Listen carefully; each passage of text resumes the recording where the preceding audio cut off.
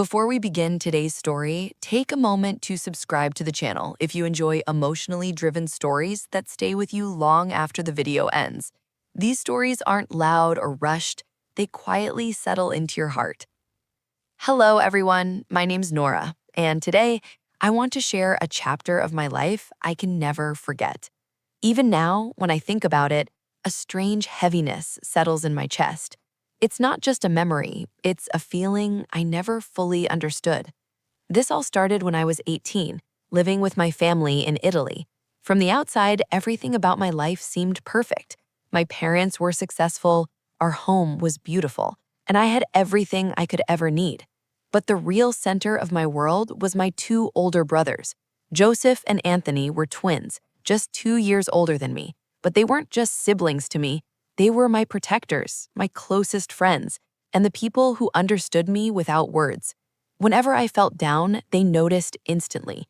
If someone ever hurt me, they stood by me, not with anger, but with a confidence that made everything feel safe again.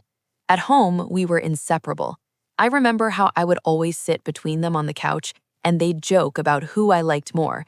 They called me their little princess, and I never questioned that love. To me, it felt pure, strong, unbreakable. As I grew older, they were the ones who helped me overcome my insecurities.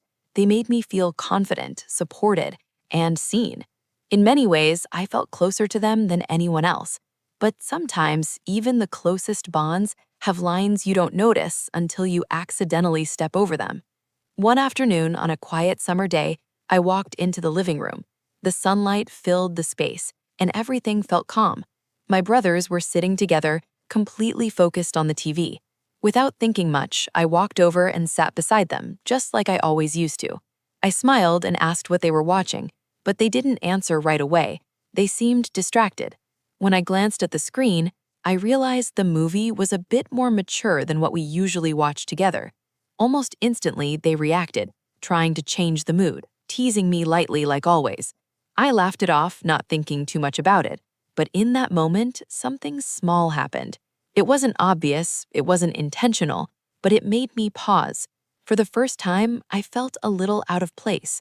A quiet, uncomfortable feeling crept in, something I couldn't explain. It was as if the closeness we had always shared suddenly felt different, even if nothing had really changed. I quickly stood up, pretending everything was normal, and went back to my room. My heart was racing, and I didn't even know why. Was I overthinking, or had something shifted without any of us realizing it? That day, I stayed in my room longer than usual, trying to ignore the strange feeling in my chest. But deep down, I knew something wasn't the same anymore. And what happened later that evening made everything even more confusing. That evening, I finally gathered the courage to leave my room. I told myself I was just overthinking, that everything was normal. But deep down, that strange feeling still hadn't left me. The house was unusually quiet as I stepped into the hallway. Normally, around this time, I would hear laughter or the sound of the TV playing in the background, but today, there was only silence. For a moment, I hesitated. Then, slowly, I walked toward the living room. It was empty. I paused, looking around, as if trying to piece together what felt so different. The same couch, the same TV, everything looked exactly as it always had, but it didn't feel the same. I took a small step forward, my thoughts still tangled in that moment from earlier. Why am I thinking about it so much? I whispered to myself. Just as I was about to turn back, looking for something, the sudden voice behind me made me jump.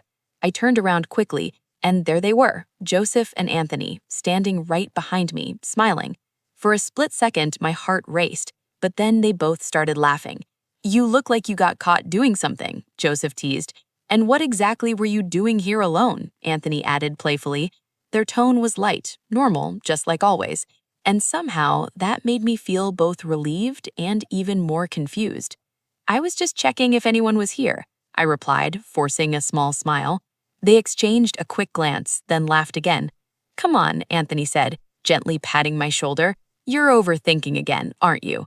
That one sentence hit me harder than I expected. Overthinking. Was that really all it was? Trying to shake it off, I nodded and followed them toward the dining area. Dinner felt normal on the surface. We talked, we laughed, just like any other day, but something inside me had changed. I found myself more aware of small things, the way we sat, the way we spoke, even the little pauses in between conversations. It wasn't uncomfortable, but it wasn't the same either. Later that night, I couldn't sleep. I stared at the ceiling, replaying everything in my mind. Not because something bad had happened, but because for the first time, I had noticed something I had never paid attention to before. A boundary, an invisible line that had always been there, but I had never seen it. And now that I had, I couldn't unsee it. The next day, something even more unexpected happened. Something that made me question everything I thought I understood about my own family. The next morning, everything looked normal. Sunlight filled the house. Breakfast was on the table, and my parents were already busy talking about their day. Joseph and Anthony sat across from me, just like always, laughing, joking, acting completely normal. And yet, I couldn't shake the feeling inside me. I tried to join the conversation, but something held me back. For the first time, I felt a slight distance. Not from them, but from the comfort I used to feel around them. It was subtle, so subtle that no one else seemed to notice, but I did. After breakfast, Anthony asked casually, "Do you want to ride to college?" It was something he had asked 100 times before. Normally, I would say yes without even thinking, but this time I hesitated, just for a second. Then I forced a smile. "No, it's okay. I'll go by myself today." For a brief moment, both of them looked at me. Not in a serious way, just curious. But they didn't question it. "All right," Joseph shrugged. "Your choice." That should have made things easier, but instead it made everything feel heavier. That entire day, I couldn't focus on anything. Lectures passed, people talked around me, but my mind kept going back to one thing, that moment and the feeling that followed. Why does it matter so much? I asked myself again and again. Nothing serious had happened, nothing wrong, and yet everything felt slightly different. When I returned home that afternoon, the house was quiet again. I dropped my bag and walked slowly through the hallway. I didn't know what I was expecting, but I knew I couldn't keep avoiding this feeling forever. As I reached the living room, I stopped. Joseph was sitting there, alone this time, scrolling through his phone. He looked up as soon as he noticed me. "Hey," he said casually, "you're back early." "Yeah," I replied softly. There was a small pause, not awkward, but not as easy as before. He put his phone aside and looked at me more carefully. "Are you okay?" he asked. That question, so simple, almost broke my composure because I didn't know the answer. Was I okay, or was I just confused by something I didn't fully understand? "I'm fine," I said quickly, avoiding eye contact. He didn't push further, he just nodded. But the way he looked at me, it felt like he knew something had changed, even if he didn't know what. That evening, I made a quiet decision. I needed space, not because I was scared of them, but because I needed to understand my own thoughts. The closeness we had always shared, it was still there, but now I was seeing it differently, more carefully, more consciously, and that realization alone was enough to change everything. But what happened a few days later made me realize that I wasn't the only one who had noticed the change a few days later. The atmosphere at home felt different, not in a bad way, but in a way that made me notice every small gesture more clearly. Joseph and Anthony were still caring, still joking, still protective, just like always. But now I realized something important. Their love for me wasn't just about fun and closeness. It was about guidance, boundaries, and looking out for me in ways I hadn't fully appreciated before. That week, I spent more time reflecting. I thought about how lucky I was to have siblings who cared so deeply. I also understood that closeness can be confusing at times, but it doesn't mean anything is wrong. It just means relationships are complex, and sometimes we need to pause and recognize our feelings. By the end of the week, I felt a sense of calm I hadn't felt in days. I started to see the strength of our bond in a new light, a bond built on trust, care, and family love.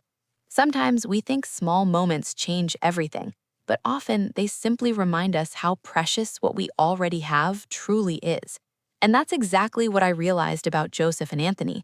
They weren't just my brothers, they were my protectors, my guides, and my best friends. And that's a gift I'll never forget. Thank you for watching and being part of my story.